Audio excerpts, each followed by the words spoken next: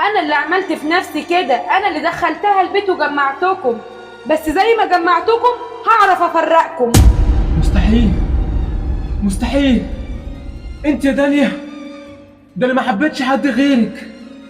ليه كده؟ ليه؟ اوه اوه يا قلبي. مالك يا احمد؟ الحقيني يا سعاد. اخويا مالك يا اخويا؟ شفتي اخر كذبك؟ اخوك هيروح مننا.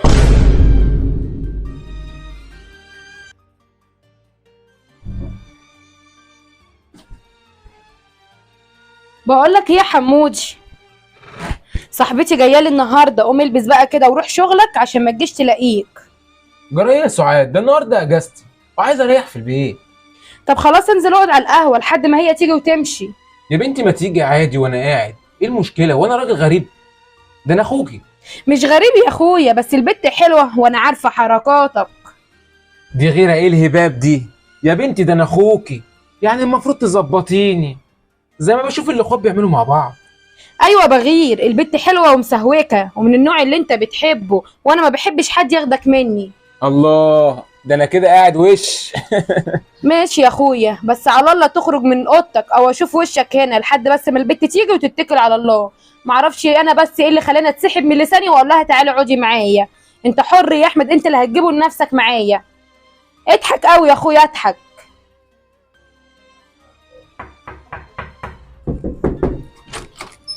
دودو حبيبتي، نورتي المنطقه كلها. عامله ايه يا سوسو؟ وحشتيني. ادخلي تعالي وانتي اكتر.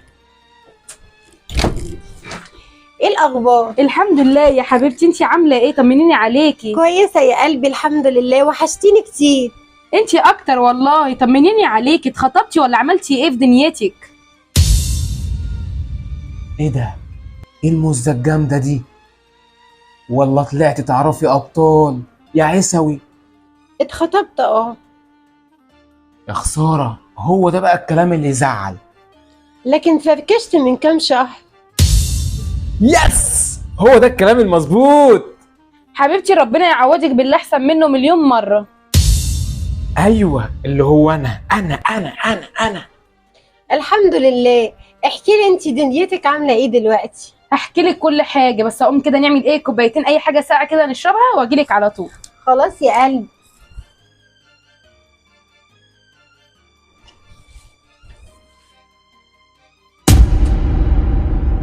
اهلا. ده ايه القمر اللي نور البيت ده؟ ايه ده احمد؟ يخرب بيتك، لسه كنت هسأل عليك.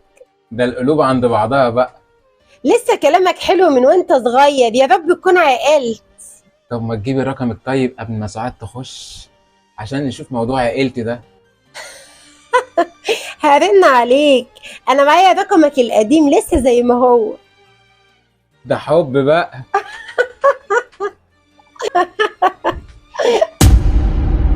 انت ايه اللي خرجك؟ مش قلت لك صاحبتي ما بتحبش حد يغلس عليها؟ لا لا لا لا خالص يا سعاد، ده اخويا من واحنا صغيرين يعني. عيسوي دي لازم تكبر المواضيع. طب امشي يا احمد عشان ما ازعلكش، وما تجيش تاني غير لما داليا تنزل، عشان عايزه اتكلم انا وهي شويه. تمام ماشي، زي ما اتفقنا بقى.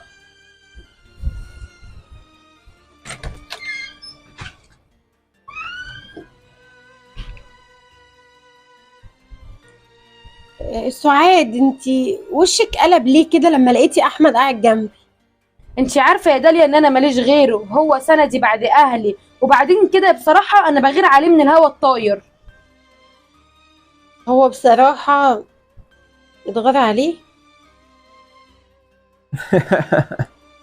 دي نصيبة يا دودو. يا احمد قلت لك صلح لي 100 مره الحنفيه اللي جوه، مش عارفه اقف في المطبخ. يو يا سعاد، ده انت بتفصلي الواحد، ما قلت لك هعملها لك. ده انت ما بقتش تعمل حاجه خالص من ساعه ما كلمت السنيوره، كل ما اطلب منك حاجه ما بقتش تعملها، بقيت مهمل في كل حاجه. طب اقفلي وانا هكلمك تاني. انت مالك بتتكلمي عنها ليه كده؟ مش دي صاحبتك؟ مالك بتتكلمي عنها كده؟ عشان واخداك مني وما بتفتكرش اي حاجه انا بطلبها منك، وطول الوقت هق ومق ليها هي، لكن ليا انا العصبيه وبس. يا بنتي هو انت مراتي؟ ما اكلم اللي اكلمه، ما انا نسيت اتجوز وابقى لمراتي وبيتي. هتتجوز وتسيبني يا احمد؟ طب وانا هعيش لوحدي؟ مين دي اللي هتتجوزها؟ داليا صح؟ ايوه يا بنتي هتقدم لها وهتجوزها، وانا هفضل مربوط جنبك طول العمر يا سعاد. انا اللي عملت في نفسي كده، انا اللي دخلتها البيت وجمعتكم، بس زي ما جمعتكم هعرف افرقكم.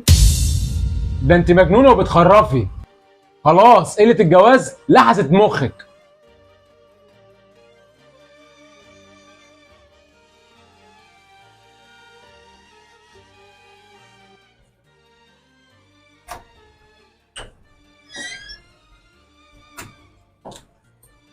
ازيك يا تعالي يا سعاد؟ داليا، خش يا داليا.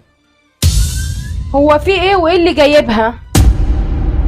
ممكن افهم بقى حضرتك مش بتردي عليا ليه ولا بتتصلي بيا ليه زي الاول؟ عشان انا ما يشرفنيش ان اعرفك. سعاد اتكلمي عادل، داليا في بيتك. ده فعلها، ما انا اللي بقيت الوحشه وهي بقت الحلو كله عندك. انا مش عارفه انت متضايقه ليه يا سعاد. مش انت اللي دعتي لي اللي ربنا يوعدني بابن الحلال ويعوضني؟ ربنا عوضني بحب. هعوضك انتي لكن ما عوضهوش هو. قصدك ايه؟ انا مش فاهم.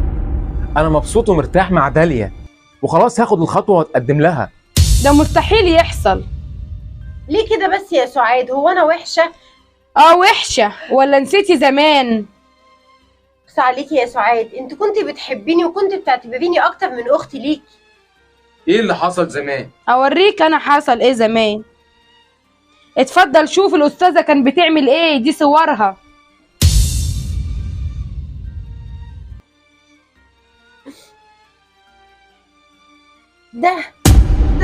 ده مش حقيقي يا احمد. ده كذب. انت اللي عامله الصور دي، اوعي كده. كمان بتكدبي؟ ده كويس ان انا احتفظت بالبلاوي بتاعتك والصور زمان عشان اخويا ما يتخدعش فيكي. مستحيل. انت يا داليا، ده انا ما حبيتش حد غيرك. ليه كده؟ ليه؟ اوه يا قلبي. مالك يا احمد؟ الحقيني يا سعاد. اخويا مالك يا اخويا؟ شفتي اخرة كذبك؟ اخوك هيروح مننا. قوم يا احمد، ده كل ده كدب. قوم يا اخويا، ده انا اللي عملت كل ده عشان داليا ما تاخدكش مني. قوم يا اخويا، ما تسيبنيش زي امي وابويا. قوم، انا ماليش غيرك. انا اللي عملت كل ده. شفتي نتيجة كدبك وغيرتك الزيادة كانت ممكن توصلنا لإيه؟ غصب عني يا احمد، غصب عني. انا ماليش غيرك ومش عايزه حد ياخدك مني. انا عمري ما اخده منك يا سعاد. انت شاركته عمري كله، يعني مهما عملت عمري ما اكون عنده اهم منك. اخوك بيحبك يا سعاد وانا كمان بحبك. بالعكس، عمرنا ما هنسيبك، وهي دي العزوة. وانت ما نفسكيش في حتة مني تقولك يا عمته وتربيهولي؟ انا ما كانش ده تفكيري خالص، بس انتوا شلتوا الغشاوه اللي كانت على عيني والغيره اللي كانت عمياني. بس خلاص، من هنا ورايح داليا اختي ومش هعمل اي حاجه تزعلها خالص. انا كنت بعمل بس كل ده يا احمد عشان ما تسيبنيش.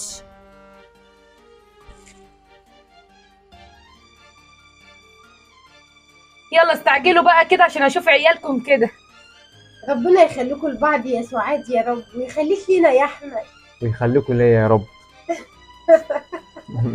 الحكمة من الحلقة هي رسالة لكل أخت زوج بتأذي مرات أخوها أو خطيبته على أمل إنها بالشكل ده بتحافظ على علاقتها بأخوها. بالعكس، أخوكي هيفضل أخوكي مهما حصل ومهما بعدت المسافات ما بينكم. وكل ما كنت بتحبي بيته وأسرته كل ما قويتي علاقتك بيه وريحتيه في حياته. المشاكل هي اللي بتبعد مش المسافات. يا رب تكون الرسالة وصلت.